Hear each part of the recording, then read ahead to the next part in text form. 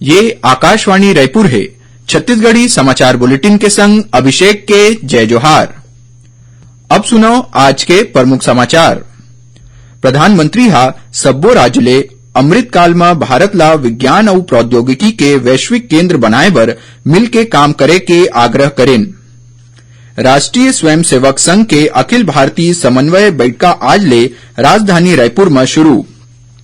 और प्रदेश में गौवंश ला सुघ्घर चिकित्सा सेवा देवाए के उद्देश्य ले मुख्यमंत्री गौवंश मोबाइल चिकित्सा योजना के शुरुआत करे जाही। अब समाचार विस्तार ले। प्रधानमंत्री नरेंद्र मोदी हा सब्बो राज्य ले अमृतकाल में भारत ला विज्ञान और प्रौद्योगिकी के वैश्विक केंद्र बनाए बर मिलके काम करे के आग्रह करे है। ओमन आज वीडियो कॉन्फ्रेंसिंग के माध्यम ले अहमदाबाद के साइंस सिटी में 2 दिन के केंद्र राज्य विज्ञान सम्मेलन के उद्घाटन करत हुए ए बात ल कहिन। प्रधानमंत्री हा सब्बो राज्य ला वैज्ञानिक मन ला सब्बो जरूरी सहायता देहे और विज्ञान और प्रौद्योगिकी संस्थान बनाए ऊपर जोर देन।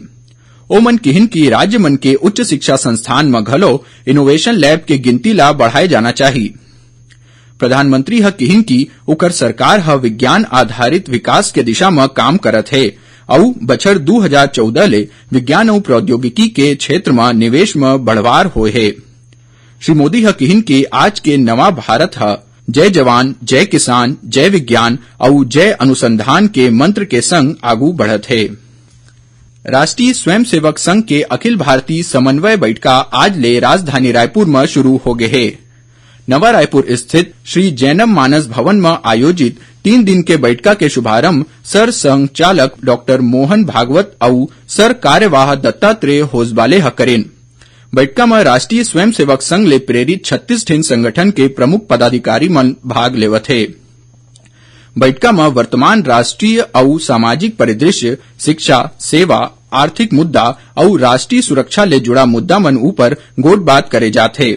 एकरे संग गौ सेवा, ग्राम विकास, पर्यावरण, कुटुंब प्रबोधन, सामाजिक समरसता जैसन विषय ला आगू बढ़ाए ऊपर घलो विचार विमर्श करे जाही। बैठका में संघ के सह सर कार्यवाह डॉक्टर कृष्ण गोपाल, डॉक्टर मनमोहन वैद्य, अरुण कुमार, मुकुंदा और रामदत्त चक्रधर समेत आने पदाधिकारी मन शामिल हुए थे। प्रदेश में गौवंश ला सुघ्घर चिकित्सा सेवा देवाए के उद्देश्य ले मुख्यमंत्री गौवंश मोबाइल चिकित्सा योजना के शुरुआत करे जाही। पहली चरण में हर एक जिला में 1 या 2 ठिन चिकित्सा वाहन ले योजना शुरू करे जाही। चरणबद्ध कार्यक्रम के तहत ये योजना ऊपर काम करे जाही।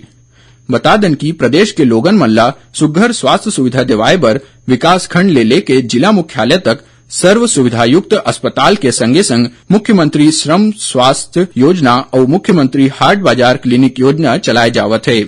ऐसने अब पशुधन के बने स्वास्थ्य बर घलो मोबाइल चिकित्सा वाहन के उपयोग करे जाही। राजधानी रायपुर समेत प्रदेश भर में गणेश प्रतिमा विसर्जन के काम शुरू हो गए है। लोगन मन बाजा गाजा के संग गणपति बप्पा ला अवैया बछर में जल्दी आए बर न्योता के संग विदाई देवत है। मूर्ति के विसर्जन बर रायपुर के महादेव घाट में विसर्जन कुंड बनाए गए है। उन्हें रायपुर में काली 11 सितंबर के रतिया 9 बजे ले विसर्जन झांकी निकाले जाही। शारदा चौक में नगर निगम डहर ले झांकी मल्ला नंबर दे जाही। एकर बाद झांकी मन ह शारदा चौक ले निकल के जय स्तंभ चौक, मालवीय रोड, सिटी कोतवाली चौक, सदर बाजार, कंकाली पारा चौक, पुरानी बस्ती थाना, लाखे नगर चौक, सुंदर नगर और रायपुरा अंडर ब्रिज ले होवत महादेव घाट पहुंची। झांकी बर यातायात पुलिस पूरा व्यवस्था कर ले है। ए बेरा ए रद्दा में भारी वाहन मन के अवई जवई बंद रही। कई ठिन रद्दा में 2 पहिया और 4 पहिया गाड़ी बर रास्ता बदल दे गए है। यही बीच आज ले पितृपक्ष घलो शुरू हो गए है। अवैया 15 दिन तक दिवंगत पुरखा मन के आत्मा के शांति बर श्राद्ध और तर्पण करे जाही। माओवादी मन के झारखंड रीजनल कमेटी के सदस्य अपन पत्नी संग बीजापुर पुलिस के आगू आत्मसमर्पण कर दे है। ए माओवादी ऊपर करीब 10 लाख रुपया के इनाम घोषित रहिस। ए माओवादी पाछू 13 बछर ले माओवादी संगठन में सक्रिय रहिस और एकर खिलाफ आने हिंसक वारदात में शामिल रहे के आरोप है। छत्तीसगढ़ी समाचार बुलेटिन आप मन आकाशवाणी रायपुर ले सुनत हव। छत्तीसगढ़ के खबर ले है आपकी वास्ता और खबर के विश्वसनीयता ले है हमार वास्ता। आकाशवाणी समाचार रायपुर के प्रादेशिक समाचार बुलेटिन के संगे संग हमार समसामयिक कार्यक्रम आप रेडियो के संग अपन मोबाइल में घलो सुन सकत हव। आकाशवाणी समाचार फेसबुक, ट्विटर और यूट्यूब में घलो हावय। हमार फेसबुक पेज हरे Chhattisgarh news on AIR, Twitter handle CGAIR news और हमार यूट्यूब चैनल हरे छत्तीसगढ़ AIR न्यूज।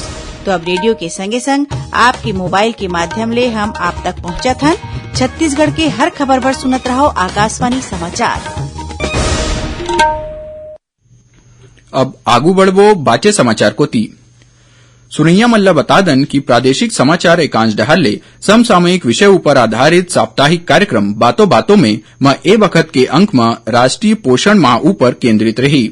एकर तहत महिला और बाल विकास विभाग के संचालक दिव्या उमेश मिश्रा ले विशेष भेंटवार्ता प्रसारित करे जाही। एकर प्रसारण आकाशवाणी केंद्र रायपुर ले काली रविवार 11 सितंबर के होही। एला छत्तीसगढ़ के जम्मू आकाशवाणी केंद्र एके संग रिले करही। एक कार्यक्रम काली बिहनिया 9:30 बजे मीडियम वेव 981 किलोहर्ट्ज में सुने जा सकत है।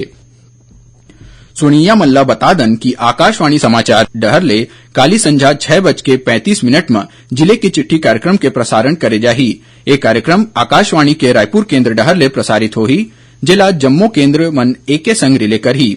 ए वक्त के अंक में बस्तर जिला के गतिविधि मन के बारे में जानकारी दे जाही। नेहरू युवा केंद्र संगठन और छत्तीसगढ़ राज्य एड्स नियंत्रण समिति डहर ले आजादी के अमृत महोत्सव और अंतर्राष्ट्रीय युवा दिवस के मौका में HIV एड्स जागरूकता ऊपर काली 11 सितंबर के राजधानी रायपुर में साइकिल रैली के आयोजन करे जाही। ये रैली बिहनिया 11 बजे कलेक्ट्रेट परिसर ले रवाना होके मेक इन इंडिया चौक ले हो तेली बांधा पहुंची। जांजगीर चांपा जिला में करीबन 4,500 लोगन मन अभिव्यक्ति ऐप डाउनलोड करे है। ए मामला में जांजगीर चांपा जिला जम्मू प्रदेश में पहली स्थान में है। पुलिस अधीक्षक विजय अग्रवाल बताइन कि पाछू कुछ दिन ले स्कूल कॉलेज मन में पुलिस टीम कोती ले अभिव्यक्ति ऐप डाउनलोड कराए जावत है। ए ऐप के माध्यम ले ऑनलाइन शिकायत दर्ज कराए जा सकथे, जेकर बाद पुलिस तुरते अलर्ट हो जाथे और समस्या के निदान करथे। और अब थोड़कुन समाचार विस्तार से। भारतीय पुरातत्व सर्वेक्षण के पूर्व महानिदेशक और पद्म विभूषण ले सम्मानित प्रोफेसर BB लाल के आज निधन हो गए। प्रोफेसर लाल आने ऐतिहासिक महत्व के जगह में खुदाई करवाए रहीन। व्यापम कोती ले वैज्ञानिक पद्म भर्ती परीक्षा काली बिहनिया 10 बजे ले मझनिया 1:15 बजे तक रायपुर शहर के तय परीक्षा केंद्र मन में आयोजित कराए जाही। रायपुर जिला सैनिक कल्याण डहर ले भूतपूर्व सैनिक मन के लइका मन बर विशेष निधि ले छात्रवृत्ति योजना के तहत शैक्षणिक बछर 2020-21 बर 20 अक्टूबर तक आवेदन मंगाए गए हैं। और कोंडागांव जिला में 14 सितंबर तक चलैया साक्षरता सप्ताह के तहत साक्षरता दिवस के मौका में जिला स्तरीय साक्षरता संगोष्ठी के आयोजन करेगिस। उन्हें जिला के सबो स्कूल मन में प्रभात फेरी और रैली घलो निकालेगिस। आखिर में प्रमुख समाचार एक घाव फेर। प्रधानमंत्री सब्बो राज्य ले अमृत काल में भारत ला विज्ञान और प्रौद्योगिकी के वैश्विक केंद्र बनाए बर मिल के काम करे के आग्रह करेन। राष्ट्रीय स्वयंसेवक संघ के अखिल भारतीय समन्वय बैठका आज ले राजधानी रायपुर में शुरू। और प्रदेश में गौवंश ला सुघ्घर चिकित्सा सेवा देवाए के उद्देश्य ले मुख्यमंत्री गौवंश मोबाइल चिकित्सा योजना के शुरुआत करे जाही। एकरे संग छत्तीसगढ़ी समाचार बुलेटिन इहे सिरावत है। जय जोहार।